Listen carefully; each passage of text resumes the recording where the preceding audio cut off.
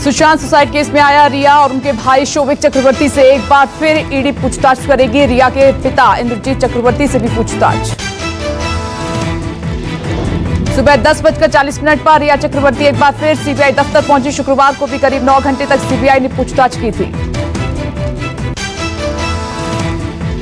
शुक्रवार को रिया कई सवालों के जवाब नहीं दे पाई थी। रिया के जवाबों से संतुष्ट नहीं होकर ईडी ने आज एक बार फिर से बुलाया था। रिया से पिछले 2 सालों को लेकर निवेश के बारे में पूछताछ होगी। खार की संपत्ति को लेकर भी पूछताछ जारी। सुशांत के पिता ने 15 करोड़ रुपए की हेराफेरी का आरोप लगाया है, जिसके बाद ईडी ने रिया और उनके भाई के खिलाफ एफआईआर दर्ज की है।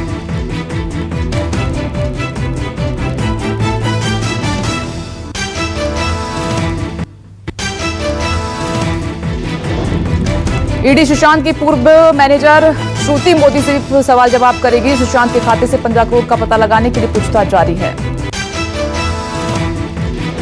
सुशांत पर एक और खुलासा। 2 कंपनी एक एड्रेस पर रजिस्टर फ्लैट रिया के पिता इंद्रजीत चक्रवर्ती के नाम पर फ्लैट 2011 में लिया।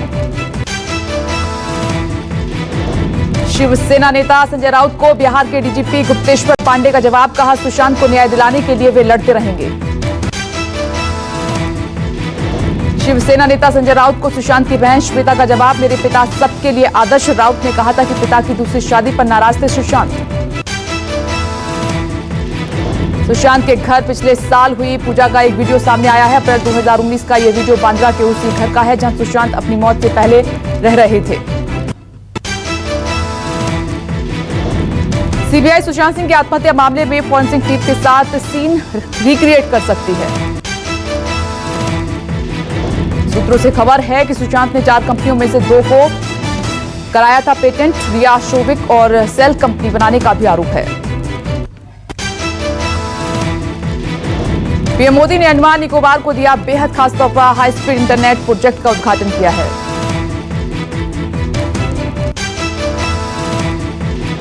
पीएम मोदी बोले, दिल्ली से दूरी मिटी, अब मिलेगा डिजिटल इंडिया का फायदा। इस परियोजना की आधारशिला पीएम मोदी द्वारा 30 दिसंबर 2018 को पोर्ट ब्लेयर में रखी गई थी। पीएम मोदी ने कहा कि समुद्र में सर्वे किया गया केबल को बिछाना और उसकी क्वालिटी मेंटेन करना आसान नहीं था। बरसों से इसकी जरूरत थी, लेकिन काम नहीं हो पाया। 15 अगस्त के जश्न से पहले लोगों के लिए पीएम ने उपहार दिया। पीएम मोदी ने कहा कि इस प्रोजेक्ट से अंडमान के लोगों को ईज ऑफ लिविंग की सुविधा मिलेगी।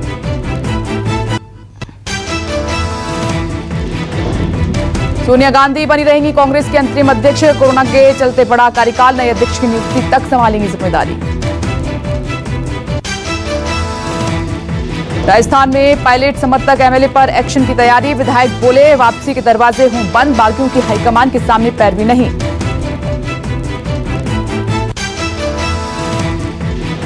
महाराष्ट्र में समाजवादी पार्टी के नेता अबू आजमी ने बर्थडे पर तलवार से काटा केक। समारोह में सोशल डिस्टेंसिंग की उड़ाई गई धज्जियां।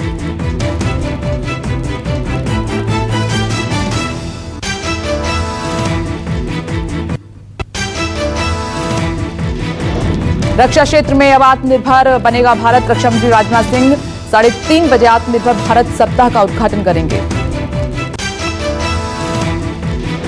कोरोना के चलते दिल्ली सरकार के सभी कॉलेजों और विश्वविद्यालय में इस साल कोई परीक्षा नहीं होगी। सरकार ने परीक्षाएं रद्द की हैं।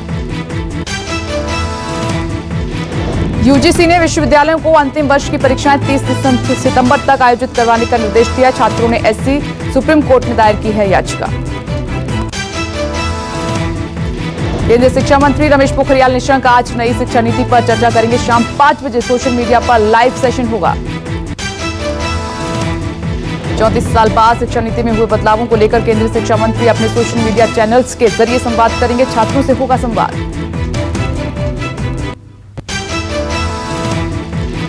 केरल में रुक्की के राजमाला में हुई लैंडस्लाइड के बाद मलबे से 17 और लोगों के शव बरामद कर लिए गए हैं।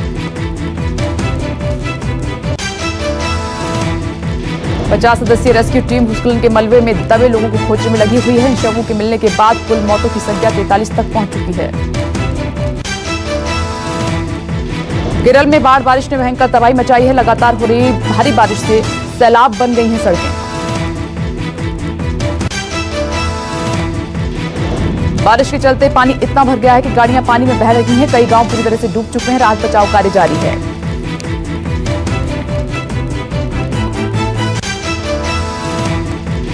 बाढ़ बारिश से 16 राज्यों में करीब 900 लोगों की जान चली गई है। बारिश से भूस्खलन, सड़कें, घर टूटने की दुर्घटनाएं सामने आ रही हैं। कुदरत का कहर जम्मू कश्मीर के गांदरबल में भी जारी है। भारी बारिश ने एक परिवार का आशियाना जमींदोज कर दिया। पूरे घर को बाढ़ अपने साथ बहा ले गई। लोग बस देखते रह गए। गांदरबल में लगातार मूसलाधार बारिश से जनजीवन अस्त व्यस्त हो गया है। मौसम विभाग ने केरल, कर्नाटक समेत तमिलनाडु में आज भारी बारिश की चेतावनी जारी की है। कर्नाटक में पिछले कई दिनों से हो रही बारिश की वजह से बाढ़ जैसे हालात बने हुए हैं।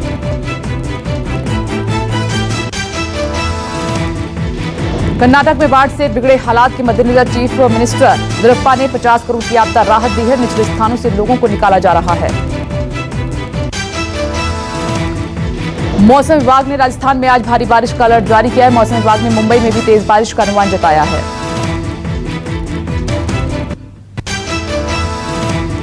देश में कोरोना का हाहाकार। पिछले 24 घंटे में आए 62,000 नए मरीज, 1,000 की हुई मौत।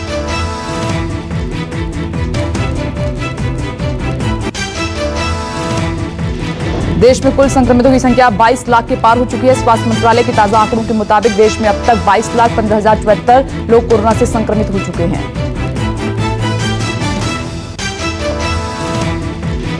देश में कोरोना से 44,386 लोगों की मौत हो चुकी है, जबकि 15,35,000 लोग ठीक होकर घर जा चुके हैं। लगातार 11वां ऐसा दिन है जब संक्रमण के 50,000 से ज्यादा मामले सामने आए हैं। एक्टिव मरीज करीब 6,35,000 हैं।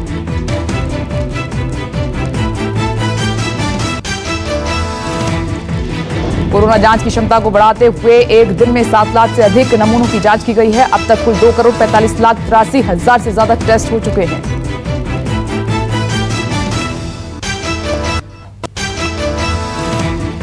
आंकड़ों के मुताबिक देश में सबसे ज्यादा एक्टिव केस महाराष्ट्र में 1 लाख से ज्यादा संक्रमितों का अस्पताल में इलाज चल रहा है।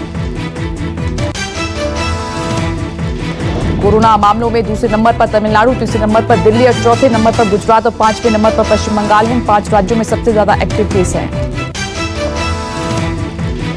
कोरोना को मात दे चुके सीएम शिवराज सिंह चौहान करेंगे प्लाज्मा डोनेट। प्लाज्मा डोनेशन से शिवराज मरीजों की जान बचाएंगे। सीएम चौहान 25 जुलाई को कोरोना पॉजिटिव पाए गए थे। 11 दिन तक अस्पताल में रहने के बाद वो 5 अगस्त को डिस्चार्ज हुए हैं। अस्पताल से छुट्टी मिलने के बाद सीएम शिवराज सिंह चौहान क्वारंटीन में हैं और शिवराज सिंह चौहान ने कहा कि कोरोना वायरस से हर हाल में जीतना ही होगा। दिल्ली के अंबेडकर अस्पताल में कोरोना मरीजों के लिए 200 बेड की सुविधा है। केजरीवाल ने नई बिल्डिंग का किया है उद्घाटन। सीएम केजरीवाल ने कहा कि अंबेडकर अस्पताल अगले 1.5 महीने के भीतर 600 बेड के साथ पूरा अस्पताल 100% काम करने लग जाएगा। कोरोना संक्रमण पर सीएम केजरीवाल ने कहा कि दिल्ली में फिलहाल वायरस का संक्रमण नियंत्रण में है और हम सभी पैरामीटर से बेहतरीन दिख रहे हैं। महाराष्ट्र में अब आवाज से होगी कोरोना की जांच। नई तकनीक की आदित्य ठाकरे ने जानकारी दी है।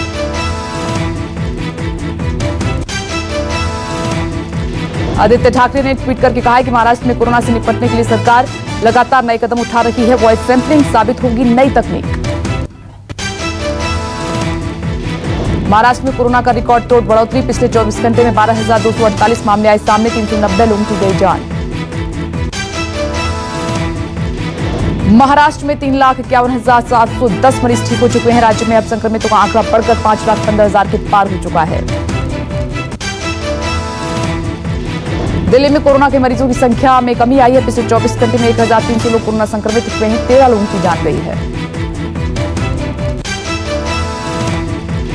दिल्ली में अब कोरोना से संक्रमितों का आंकड़ा 1,65,000 से ज्यादा है। दिल्ली में इस वायरस से अब तक 4,111 लोगों की जान जा चुकी है।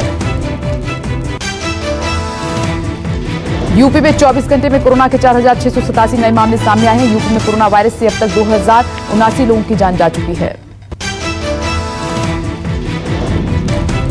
यूपी में 72,650 मरीज ठीक हो चुके हैं। राज्य में अब तक संक्रमितों का आंकड़ा बढ़कर 1,22,619 हो चुका है। कर्नाटक में कोरोना का प्रकोप लगातार बढ़ रहा है। पिछले 24 घंटे में 5,985 नए मामले सामने आए हैं। 107 लोगों की जान जा चुकी है। कर्नाटक में कोरोना वायरस से अब तक 3,198 लोगों की जान चलेगी। राज्य में अब संक्रमितों का आंकड़ा बढ़कर 1,78,000 से ज्यादा हो चुका है।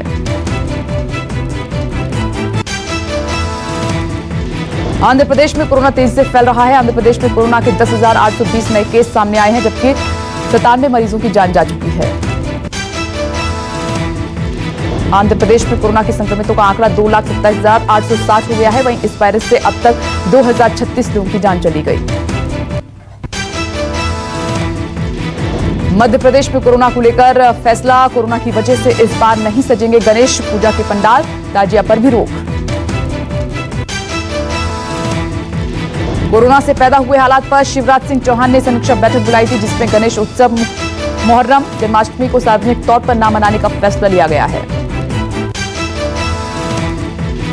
बैठक में कोरोना के कारण स्वतंत्रता दिवस भी सीमित रूप से मनाने का निर्णय लिया गया है और लोगों से अपील की गई है कि घर में रहकर ही त्योहार मनाएं।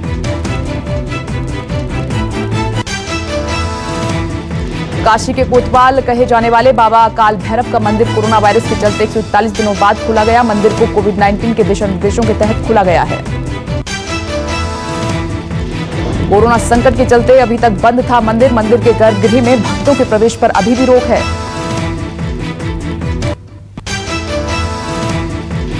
कोरोना की वैक्सीन पर इंतजार खत्म। रूस में अगले हफ्ते रजिस्टर होगी दुनिया की पहली कोरोना वैक्सीन। रूस के उप स्वास्थ्य मंत्री ने कहा कि रूस 12 अगस्त को कोरोना वायरस के खिलाफ अपने पहले वैक्सीन को रजिस्टर करेगी। ऑक्सफोर्ड यूनिवर्सिटी में तैयार होने वाली वैक्सीन की संभावित कीमत सामने आई है। 2.5 यूरो से ज्यादा नहीं होगा वैक्सीन का दाम। एस्ट्राजेनेका और ऑक्सफोर्ड की बनाई वैक्सीन को बेहद कीमत में उपलब्ध कराई जाएगी और कंपनी के डायरेक्टर के मुताबिक इसकी कीमत करीब 2.5 यूरो यानी कि 200 रुपए से कम रखी जाएगी। भारत में ऑक्सफोर्ड में तैयार की जा रही वैक्सीन का पुणे की सीरम यूनिवर्सिटी में उत्पादन होगा। ह्यूमन ट्रायल सफल होने के बाद होगा उत्पादन।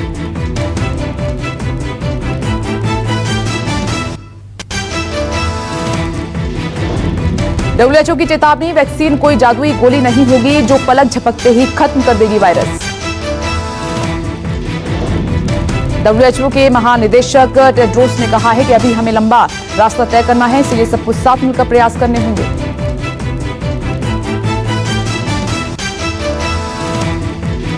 यूपी के कानून मंत्री ब्रजेश पाठक कोरोना पॉजिटिव पाए गए हैं। तबीयत बिगड़ते हुए पीजीआई में भर्ती हुए हैं।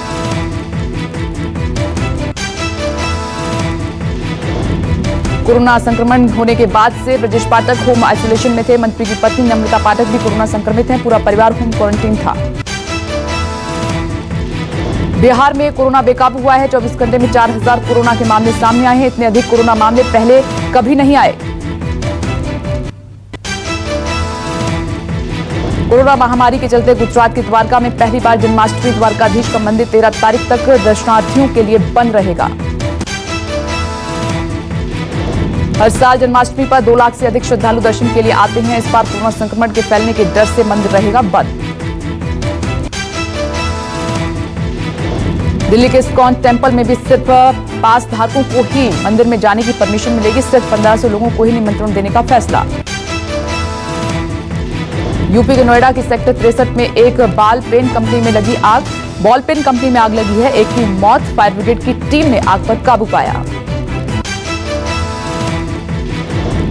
चीन को अमेरिका का झटका। विरोध के बावजूद अमेरिकी स्वास्थ्य मंत्री पहुंचे ताइवान। चीन ने बताया कि शांति और सुरक्षा के लिए खतरा।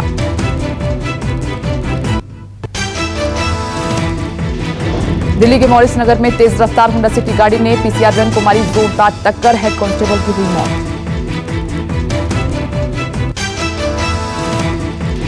दिल्ली के वसंत कुंज इलाके में मेवाती गैंग से मुठभेड़ में एक बदमाश गिरफ्तार हुआ है। मुठभेड़ में बदमाशों को गोली लगी है।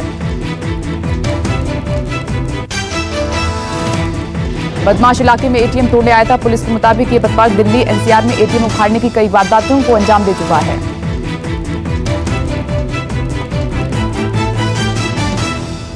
नमस्कार, मैं हूं मानक गुप्ता। अगर आपको हमारा ये वीडियो पसंद आया हो तो इसे लाइक और शेयर जरूर करें और हाँ, हमें सब्सक्राइब और फॉलो करना ना भूलें ताकि आप देश और दुनिया की कोई खबर मिस ना करें। तो जुड़े रहिए हमारे साथ और देखते रहिए News 24।